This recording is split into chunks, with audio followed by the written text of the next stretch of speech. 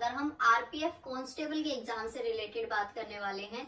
Last एक video मैंने RPF constable के ऊपर ये वाली बनाई थी, जिसके अंदर मैंने एग्जाम डेट से रिलेटेड डिस्कशन किया था और आप लोगों से पूछा था कि आप चाहते हो कि मैं आरपीएफ एसआई का जो एग्जाम हुआ है उसको कम्प्लीटली एनालाइज करके कुछ ऐसे टॉपिक आप लोगों के लिए निकालूं जिसके अंदर जीएस आप बहुत आराम से स्कोर कर सकते हो। और जीएस के अंदर जहां से मैक्सिमम क्वेश्चन पूछे गए हैं, जैसे कि आप लोग जानते हो आरपीएफ कांस्टेबल और एसआई दोनों ही एग्जाम्स में जो जीएस है वो 50 मार्क्स की पूछी जाती है। और एसआई के अंदर जो अभी हाल फिलहाल में जीएस देखने को मिले, काफी डिफिकल्ट देखने को मिले और काफी इश्यूज स्टूडेंट्स ने फेस किए हैं।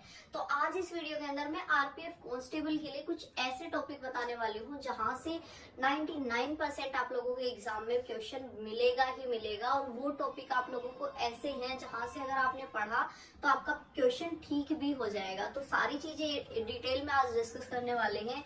ये मैंने पूरा डायरी के अंदर बैठ के आरपीएफ एसआई के जो एग्जाम्स हैं वो शिफ्ट्स हैं, शिफ्ट वाइज मैंने इनको एनालाइज किया है। 4 से 5 शिफ्ट मैंने निकाली थी, हर टॉपिक मैंने लिखा है, कौन सा टॉपिक रिपीट हुआ है वो भी लिखा है मैंने।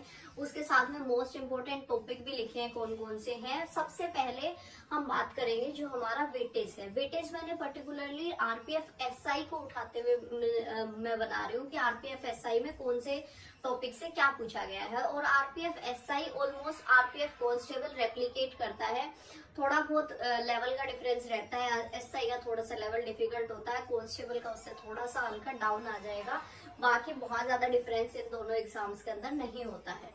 तो सबसे पहले तो आप लोगों को ये वीडियो हेल्प कब करेगी, कब किस सिचुएशन के अंदर आप इसका मैक्सिमम बेनिफिट उठा सकते हो, वो सिचुएशन होगी कि आपको जो मैं बता रही हूँ या जो मैं पढ़ा रही हूँ उन एक एक चीज को आप अच्छे से सीखो, समझो और उसके साथ साथ में इनके प्रॉपर नोट्स बनाओ। जो जो चीजें मैं बता रही हूँ वो सारे टॉपिक आप लिखो और अपने एग्जाम के अंदर उन पर्टिकुलर टॉपिक की एक लिस्ट बना के डे वाइज एक एक टॉपिक को करना स्टार्ट कर दो, तभी आप लोगों के लिए ये वीडियो हेल्पफुल हो सकती है।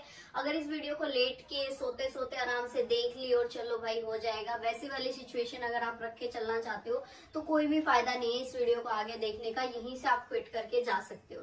क्योंकि हेल्प जब कोई चीज करेगी जब आप उसके ऊपर काम करोगे। अगर मैंने बता दिया यहाँ से क्वेश्चन आएगा और उसके बाद भी आपने नहीं पढ़ा तो फिर आपकी मूर्खता है ना, उससे अलग तो और किसी का कोई भी इसके अंदर रोल नहीं है। तो इसलिए अगर आप आरपीएफ कांस्टेबल के लिए तैयारी कर रहे हो तो पेन पेपर उठा के सारी चीजें लिख लो। सबसे पहले हम बात करेंगे वेटेज, कौन से पर्टिकुलर टॉपिक से कितने क्वेश्चन आप लोगों को देखने को मिले हैं वो मैं आपको बता देती हूँ। सबसे पहले है आप लोगों की करंट अफेयर्स। करंट अफेयर्स आप से जो आप लोगों के क्वेश्चन देखने को मिल रहे हैं वो 12 से 13 क्वेश्चन आपको मिल रहे हैं। और करंट अफेयर्स के जो इम्पोर्टेंट टॉपिक है उसके ऊपर भी हम बात करेंगे। स्टैटिक जीके, इसके 5 से 6 क्वेश्चन आप लोगों को देखने को मिल रहे हैं, कहीं 4 से 5 क्वेश्चन आप लोगों को देखने को मिल रहे हैं। हिस्ट्री से अगर मैं बात करूं तो 7 क्वेश्चन की एवरेज रही है सारी शिफ्ट की।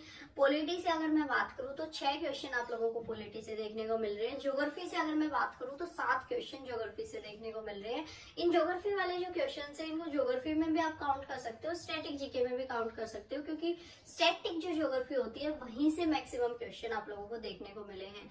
बायोलॉजी से अगर मैं बात करूं तो 3 से 4 क्वेश्चन देखने को मिले हैं। इकोनॉमिक्स से अगर मैं बात करूं तो 5 से 6 क्वेश्चन और 6 से 7 क्वेश्चन भी देखने को मिले हैं। और फिजिक्स से अगर मैं बात करूं तो 3 से 4 क्वेश्चन आप लोगों को देखने को मिले हैं। तो मैक्सिमम आप देख सकते हो कि करंट अफेयर्स बहुत ज्यादा इंपॉर्टेंट है, उसके साथ में स्टैटिक जीके, हिस्ट्री, पॉलिटी और ज्योग्राफी।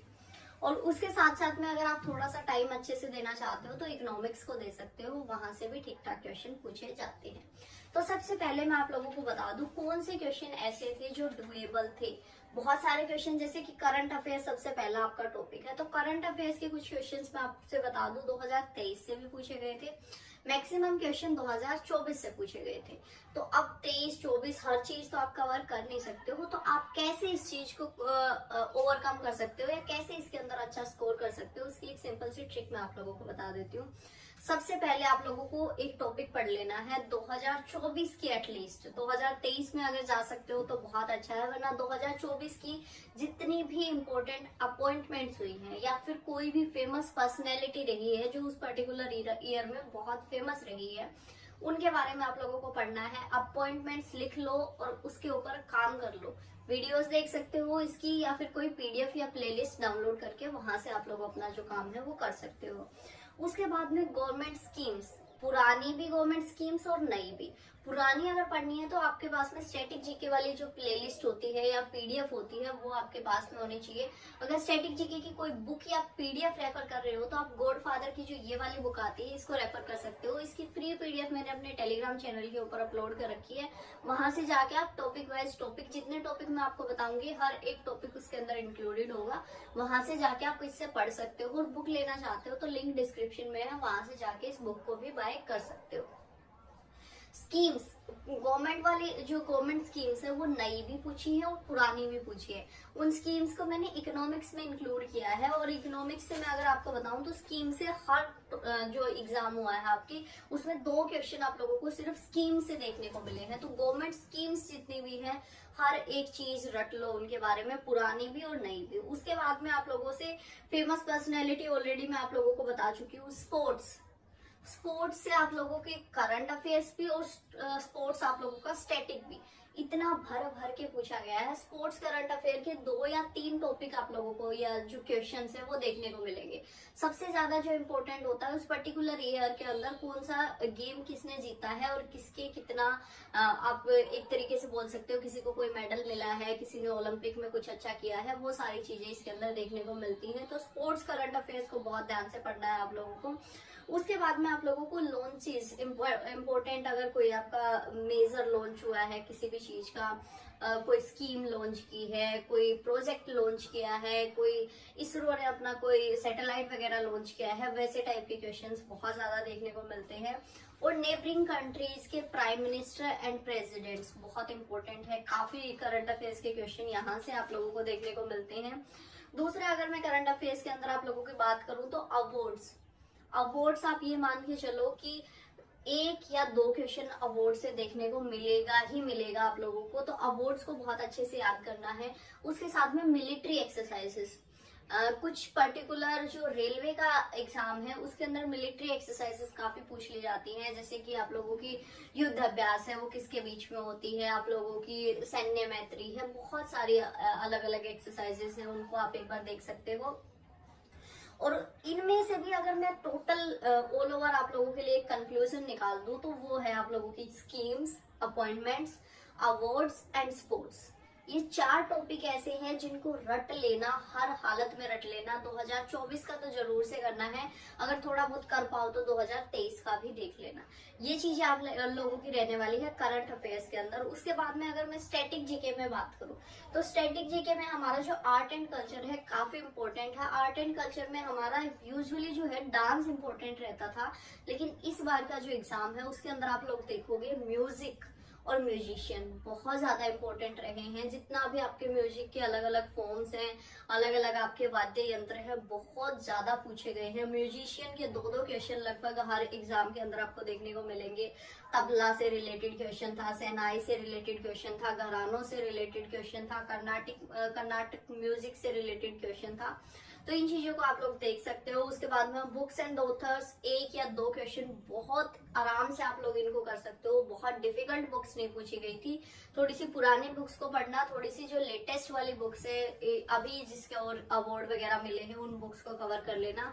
आप लोगों के 2 क्वेश्चन आराम से एग्जाम के अंदर हो जाएंगे। उसके बाद में अगर मैं बात करूं तो आप लोगों से फेस्टिवल काफी पूछे गए हैं। हॉर्नबिल फेस्टिवल कब मनाया जाता है, कौन से महीने में मनाया जाता है। जो इस बार आरपीएफ एसआई का एग्जाम डिफिकल्ट होने का जो मेन रीजन था वो यही था कि क्वेश्चंस को थोड़ा डीप पूछा गया था। बहुत ऊपर से क्वेश्चन नहीं पूछ लिया गया है कि हॉर्नबिल फेस्टिवल नागालैंड में मनाया जाता है। इस बार ये पूछा गया था कि कौन से महीने में मनाया जाता है। तो वो चीजें भी आप लोगों को थोड़ी सी देखनी पड़ेंगी जब भी आप लोगों को जो भी एग्जाम आप लोग दे रहे हो। इसरो के क्वेश्चन बहुत ज्यादा पूछे जा रहे हैं। इसरो डिफेंस के डेवलपमेंट्स जो हैं उनके बारे में काफी अच्छे से पढ़ना है। जो मिसाइलें हैं, जो आप लोगों के लॉन्चेस हैं, कोई यान है, कोई मंगलयान वगैरह से रिलेटेड जो क्वेश्चंस हैं, लैंडर रोवर जो उसके पार्ट्स वगैरह थे वहां से भी क्वेश्चन आप लोगों को देखने को मिल रहे हैं। तो इसरो को काफी डिटेल में आप लोगों को पढ़ना है। उसके बाद में अगर हम बात करें हिस्ट्री की, हिस्ट्री उसके बाद में सबसे इम्पोर्टेंट हो जाता है। और हिस्ट्री में सबसे ज्यादा जो पूछा गया है वो आपका फ्रीडम स्ट्रगल पूछा गया है। फ्रीडम स्ट्रगल के अंदर भी वो संस्थाएं और उनके संस्थापक, जैसे कि आप लोगों का आत्मा जो ये आप लोगों का प्रार्थना समाज है, ये किसने स्थापना की है, इसकी आप लोगों के जितने भी इम्पोर्टेंट संस्था हैं और उनके संस्थापक हैं उनसे रिलेटेड दो क्वेश्चन हर एक एग्जाम में पूछे गए हैं और बहुत आराम से आप लोग इनको कर भी सकते हो। लूसेंट के अंदर पूरी एक टेबल बना के दे रखी है, वो रट लोगे तो भी 2 क्वेश्चन के लगभग आप लोगों के हो जाएंगे। उसके बाद में अगर आप लोगों से मैं बताऊं तो मूवमेंट्स, कौन सा मूवमेंट किसने चलाया था, आपका करो मरो का नारा है, दिल्ली चलो, इस टाइप की जो अलग अलग मूवमेंट्स हैं, ऐसे युग आंदोलन किसने चलाया था, वो बहुत ज्यादा देखने को मिल रहा है। उसके बाद में दिल्ली सल्तनत, लगभग 2 क्वेश्चन आप लोगों को देखने को मिल रहे हैं। उसके बाद में जैनिज्म एंड बुद्धिज्म, यहाँ से भी एक क्वेश्चन आप लोगों को देखने को मिल रहा है। तो सबसे ज्यादा जो इम्पोर्टेंट है वो फाउंडर है अलग अलग इंस्टीट्यूशंस के, कौन सा इंस्टीट्यूट किसने स्थापित किया था, उनके फाउंडर्स और उनकी जो इंस्टीट्यूट है वो बहुत ज्यादा इम्पोर्टेंट है। और फ्रीडम स्ट्रगल, उनको डिटेल में आप लोगों को पढ़ना है। उसके बाद में अगर मैं पॉलिटी की बात करूं तो पॉलिटी के अंदर आर्टिकल, भाई 2 क्वेश्चन हर एक एग्जाम में देखने को मिले हैं आर्टिकल से आप लोगों को। तो जितने इंपॉर्टेंट आर्टिकल हैं डिटेल में पढ़ लेना। उसके बाद में कॉन्स्टिट्यूशन असेंबली जो थी हमारी, उसके कितने अधिवेशन हुए थे, कितने मेंबर थे, कौन उसका अध्यक्ष था, कहाँ कहाँ से कैसे कैसे हुआ था, वो सब बहुत ज्यादा इम्पोर्टेंट है। सोर्स ऑफ कॉन्स्टिट्यूशन, तो क्वेश्चन एक एग्जाम में कई जगह देखने को मिले हैं मुझे। आपके नीति निर्देशक सिद्धांत कहाँ से लिए हैं, आप लोगों की प्रस्तावना कहाँ से ली है, इस टाइप के क्वेश्चन बहुत ज्यादा देखने को मिल रहे हैं। फंडामेंटल राइट्स, मौलिक अधिकार आप लोगों के बहुत इंपॉर्टेंट है, उनको देख लेना है। प्रेसिडेंट और जो पार्लियामेंट है, ये दोनों चीजें, प्रेसिडेंट के तो हर एक एग्जाम के अंदर क्वेश्चन देखने को मिलते हैं। 2 दिन लगा के मैं आप लोगों को बोलूंगी कि प्रेसिडेंट के क्वेश्चंस को आप पढ़ना। पार्लियामेंट और सुप्रीम कोर्ट और हाई कोर्ट, ये क्वेश्चंस भी बहुत ज्यादा इंपॉर्टेंट आप लोगों को देखने को मिले हैं। जो ये स्टैटिक जीके वाला जो पोर्शन है, या आप लोग एक तरीके से बोल सकते हो जो जीके वाला पोर्शन आपकी हिस्ट्री, पॉलिटी, ज्योग्राफी वगैरह है, इन पर्टिकुलर टॉपिक के लिए आप रेलवे सामान्य ज्ञान की जो बुक आती है किरण पब्लिकेशन की तरफ से, आप उसको रेफर कर सकते हो। उसके अंदर सारे जो भी टॉपिक है उनको टॉपिक वाइज फॉर्मेट के अंदर दिया हुआ है। जैसे सब्जेक्ट आपका हिस्ट्री हो गया तो हिस्ट्री के जो फ्रीडम स्ट्रगल से रिलेटेड क्वेश्चन है उनको एक जगह पे आप लोगों को कंपाइल करके दे रखा है, तो काफी बेनिफिशियल रहेगी आपके लिए वो वाली बुक भी। और अगर किसी के पास में किरण पब्लिकेशन की जो एसएससी सामान्य ज्ञान वाली बुक है, तो अगर वो किसी के पास में है तो जो जो टॉपिक मैंने आप लोगों को बताए हैं उस वाली बुक से पढ़ लेना। इन दोनों में से कोई भी एक बुक ले लेना। अगर एसएससी की तैयारी मेजरली करते हो तो फिर एसएससी वाली बुक आप लोगों को ज्यादा हेल्पफुल रहेगी और ज्यादा हेल्प करेगी, तो उस वाली बुक के साथ में आप लोग जा सकते हो। और इन सारे टॉपिक को बहुत डिटेल में उस वाले पर्टिकुलर जो प्रीवियस ईयर वाली बुक है वहां से पढ़ लेना। उसके बाद में बहुत अच्छे से आप लोगों का जो एक तरीके से बेस है वो बन जाएगा। और इन टॉपिक को पढ़ने के लिए आप लूसेंट या फिर जो 1 लाइनर किरण की बुक आती है वो, या फिर जो भी आप लोगों के पास में बुक है उसमें से इसकी थ्योरी पढ़ो और प्रीवियस ईयर के क्वेश्चन जो मैंने अभी आपको बुक बताई है उनमें से सोल्व करके इनको कंप्लीट। उसके बाद में जहां से बहुत ज्यादा क्वेश्चन देखने को मिले हैं वो आपका ज्योग्राफी रहने वाला है। ज्योग्राफी के पर्टिकुलर टॉपिक में आपको बताती हूँ जहां से क्वेश्चन मिले हैं। जो सेंसस 2011 है, 2 क्वेश्चन आप लोगों को हर एग्जाम के अंदर देखने को मिलेंगे। हाईवेज बहुत ज्यादा पूछा गया है, बहुत यूजुअल टॉपिक नहीं है जो हर एक एग्जाम में पूछा जाता है, लेकिन यहाँ पे बहुत ज्यादा पूछा गया है। जितने भी अलग अलग आपके जो डायमंड स्क्वायर और जो कुछ भी अलग अलग अभी रिसेंट की जितनी स्कीम्स वगैरह हाईवे से रिलेटेड निकली हैं वो बहुत ज्यादा देखने को मिली है। उसके बाद बायोस्फीयर रिजर्व और नेशनल पार्क, ये पर्टिकुलर आपसे ऑर्डर में पूछे गए हैं कि ऊपर से नीचे की तरफ जा रहे हो तो मतलब आप लोगों को मैप भी थोड़ा ठीक से देखना होगा, या आप लोगों को ठीक से याद होने चाहिए कि आप लोगों को पहले मध्य प्रदेश में ये पड़ता है, उसके बाद में महाराष्ट्र में ये पड़ता है, नीचे जाके तमिलनाडु में ये पड़ता है। तो ऐसे सीक्वेंस से पूछे गए हैं आप लोगों से कौन सा किस सीक्वेंस में पड़ता है, ऊपर से नीचे, नीचे से ऊपर की सीक्वेंस। उसके साथ में एग्रीकल्चर से रिलेटेड क्वेश्चन आप लोगों को देखने को मिले हैं। 2 या 3 क्वेश्चन आप लोगों को एग्रीकल्चर से रिलेटेड देखने को मिलेंगे। इकोसिस्टम और फॉरेस्ट, इकोसिस्टम का एक पर्टिकुलर टॉपिक आप लोगों को मिल जाएगा लूसेंट के अंदर, वहां से देख सकते हो। और फॉरेस्ट के अंदर डीप कौन सा है, कौन से फॉरेस्ट के अंदर क्या स्पेसिफिकेशन है, थोड़ा सा डिटेल में जाके फॉरेस्ट को आपको पढ़ना होगा। यहाँ से भी क्वेश्चन आप लोगों को डेफिनेटली देखने को मिलेगा। उसके बाद में अगर हम बात करें इकोनॉमिक्स के मैं अगर सच बताऊं, मैं आपको कह दूं कि हाँ आप लोग ये पढ़ लो और हो जाएगा। इकोनॉमिक के जो क्वेश्चन थे वो थोड़े से मुझे डीप लगे कि मतलब अच्छी नॉलेज होनी चाहिए आप लोगों को, तभी आप इकोनॉमिक्स के क्वेश्चंस को कर पाओगे। लेकिन स्टिल मैं आप लोगों को बता देती हूँ कि कौन से टॉपिक ऐसे थे जहां से आपके क्वेश्चन बन सकते हैं अगर थोड़ी सी अच्छे से आपने उसको पढ़ लिया। एक तो देखो 5 ईयर प्लान वाले जो क्वेश्चन है वो आराम से कर सकते हो, नॉर्मल क्वेश्चन थे, बहुत डिफिकल्ट नहीं थे। सेबी और नाबार्ड से रिलेटेड जो क्वेश्चंस थे वो भी बहुत डिफिकल्ट नहीं थे, उनको आप आराम से कर सकते हो। उसके बाद में अगर जो गवर्नमेंट स्कीम्स, मैंने ऑलरेडी स्टैटिक जीके में भी आपको बताया है और यहाँ भी बता रही हूँ, 2 से 3 क्वेश्चन आप लोगों को देखने को मिले हैं specially related to poverty, human development, इस टाइप के जो क्वेश्चन है काफी देखने को मिलते हैं। तो आप लोगों को थोड़ा सा डिटेल में इन पर्टिकुलर टॉपिक्स को पढ़ना है। अगर कर सकते हो आप अच्छे से तो जीडीपी को अच्छे से कर लेना, क्योंकि 1 या 2 क्वेश्चन जीडीपी से भी देखने को आपके मिलते हैं। बाकी इकोनॉमिक्स के जो क्वेश्चन है थोड़े से डीप जाके पूछे जाते हैं, तो थोड़ा सा आप लोगों को एफर्ट्स जो है बढ़ाने पड़ेंगे। अगर मैं आप लोगों की बात करूं फिजिक्स की, तो फिजिक्स के अंदर आप लोगों के जो क्वेश्चंस देखने को मिले हैं, एसआई यूनिट के काफी क्वेश्चन देखने को मिले हैं आप लोगों के। और एक हमारी टेबल दे रखी है लूसेंट के अंदर, 10 की पावर 1, 10 की पावर 2, 10 की पावर 7, -7, +7, उनको क्या बोलते हैं पर्टिकुलरली, जैसे आर्ग और अलग अलग पर्टिकुलर चीज नाम उनके होते हैं, तो वो आप लोगों को देख लेना है। लूसेंट के अंदर स्टार्टिंग के 2-3 पेजेस के अंदर ही आप लोगों को वो टेबल देखने को मिल जाएगी, वहां से क्वेश्चन मैंने देखे हैं। मिरर से रिलेटेड क्वेश्चन आपका आया है, न्यूटन्स लॉ से रिलेटेड आप लोगों का क्वेश्चन आया है। उसके बाद में अगर मैं आपकी बात करूं बायोलॉजी की, तो बायोलॉजी के अंदर आप लोगों की अगर आपके पास में साइंस की कोई मतलब बहुत अच्छी डिटेल में बुक नहीं है तो आप लूसेंट से साइंस अपना कर सकते हो। और अगर एमसीक्यू फॉर्मेट में अगर आप साइंस करना चाहते हो तो जो आदित्य रंजन सर की रेलवे साइंस वाली बुक है, उनके पब्लिकेशन की रेलवे साइंस की एक ये वाली बुक है, इसका मैं स्क्रीनशॉट भी आपको ऐड कर दूंगी। ये वाली बुक भी साइंस के लिए आपको डेफिनेटली हेल्पफुल हो सकती है, क्योंकि बहुत लिमिटेड सा सिलेबस दिया है और साइंस बहुत ज्यादा नहीं देखने को मिली है कि बहुत एक्सेसिव देखने को मिली है, सिंपल से क्वेश्चंस देखने को मिले हैं, बहुत आराम से आप लोग कर सकते हो। फिजिक्स के क्वेश्चन स्पेशली आप बहुत आराम से कर सकते हो, तो फिजिक्स को डिटेल में देख लेना है। बायोलॉजी की अगर हम बात करें तो डिजीज का जो चैप्टर है, अलग अलग बीमारियां हैं, कौन सी किसकी डेफिशिएंसी से कौन सी बीमारी होती है, बहुत ज्यादा क्वेश्चन इसके देखने को मिले हैं और बहुत आराम से आप इन क्वेश्चंस को सोल्व कर सकते हो। एनिमल किंगडम से रिलेटेड क्वेश्चन बहुत देखने को मिले हैं, बट क्वेश्चन थोड़े से डीप थे और ये टॉपिक भी काफी याद करना मुश्किल होता है। जो साइंस बैकग्राउंड के स्टूडेंट्स हैं वो इस टॉपिक को पर्टिकुलरली बहुत अच्छे से देख के जाना आपको हेल्पफुल रहेगा ये एग्जाम के अंदर।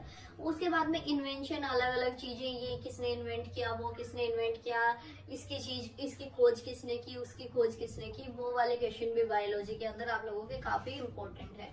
तो अगर ऑल ओवर मैं आप लोगों को बताऊं, रेलवे का जो आरपीएफ एसआई का एग्जाम था उसको देखते हुए तो जो जीएस पूछी गई है वो बहुत आसान नहीं पूछी गई है, थोड़ी सी डीप जाके पूछी गई है। तो थोड़ी सी डीप जाके ही आप लोगों को तैयारी करनी होगी। हलवा जो जीएस होती थी वैसे टाइप की जीएस जो है अभी एग्जाम के अंदर देखने को नहीं मिली है। आरपीएफ के जितने भी एग्जाम्स हुए हैं उनके सारे पेपर अगर आप फ्री में करना चाहते हो, सोल या उनकी पीडीएफ फॉर्मेट में आप चाहते हो, 1 लाइनर में भी है उसकी और एमसीक्यू फॉर्मेट में भी है, वो फ्री पीडीएफ मैंने अपने टेलीग्राम चैनल के ऊपर डाली हुई है, आप वहां से जाके उसको ले सकते हो और वहां से जाके उनको सोल्व कर सकते हो। टेलीग्राम चैनल का नाम है डेलीजेंट एसेसिन या मोनिका पुनिया, कुछ भी आप सर्च करोगे तो आपको वो पीडीएफ मिल जाएंगी। और टेलीग्राम चैनल को ज्वाइन करने का लिंक मैं पिन कमेंट में डाल दूंगी, वहां से जाके आप इसको ले सकते हो। बाकी मैं कोशिश करूंगी कि जितने टॉपिक मैंने आप लोगों को बताए हैं इनको एक में आप लोगों की जो फॉर्मेट होता है पीडीएफ वाला उसके अंदर बनवा लूं और वो आपको दे पाऊं।